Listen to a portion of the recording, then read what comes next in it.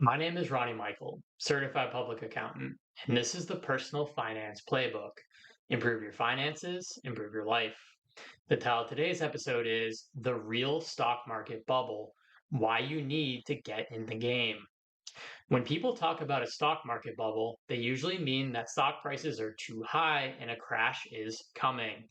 Examples include the roaring 1920s, the dot-com boom of the late 1990s, the real estate bubble of the 2000s, and rest assured, no matter when you're watching this video, there will be people saying right now today, we're in a stock market bubble.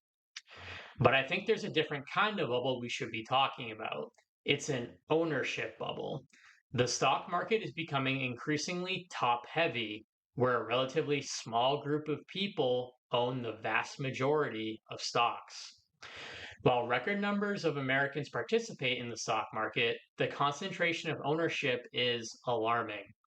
The wealthiest 10% of Americans hold a record 93% of all US stocks, leaving the bottom 90% to scramble for the remaining 7%. The bottom 50% of households own essentially just 1% of the entire US stock market, while roughly 58% of US households reporting some type of stock ownership, mostly through retirement accounts.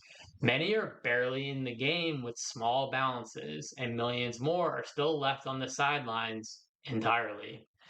This creates a massive divide where the wealthy capture the vast majority of the gains from economic growth. It creates a two-tiered society where those who own assets see their net worth skyrocket through compounding, while those who don't are left watching their wages struggle to keep up with inflation and the rising cost of living. The barrier to entry for owning stocks is incredibly low. You can own a piece of the most profitable companies on the planet through low cost stock index funds. Yet the reality is that wealth accumulation remains highly concentrated. As I've discussed in a previous video, inflation is a reality of life, and inflation means that you need to invest. From January 2020 to October 2025, a period of roughly 6 years, the money supply in the US grew about 45%. Let me say that again. Over a period of roughly 6 years, the total amount of dollars in existence grew about 45%. Really pause and think about the consequences of that. In this environment, your dollars are like melting ice cubes. Its purchasing power is constantly melting away due to inflation. If you simply hold dollars in a savings account, you are mathematically guaranteed to lose purchasing power over time. So, what is the solution? You have to invest your dollars in assets that hopefully appreciate in value over time.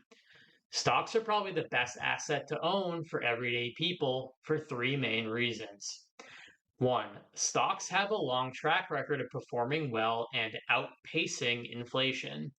From 1872 to 2024, the US stock market, adjusted for inflation and with dividends reinvested, has grown about 7% annually. Two, stocks are simple and cheap to buy. You don't need to be an expert stock picker, and in fact, you probably don't even want to try to be one.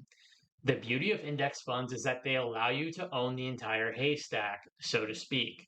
You can invest in the entire stock market with microscopic and even non existent expense ratios, ensuring the vast majority of your returns stay in your pocket rather than go to fees. And three, stocks can be bought with tax advantages through vehicles like a 401k.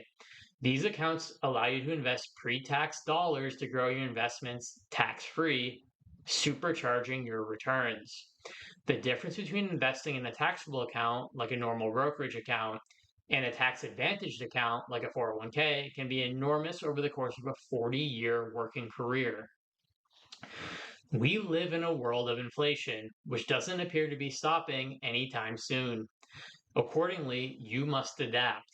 As counterintuitive as it may seem, you want to be in the stock market bubble. It is the best investment out there for you to take your dollars, which are melting ice cubes, and park them in something which can hopefully keep up with inflation and actually outpace it. What do you think? Does this apply to your life? Leave a comment below, and thanks for watching.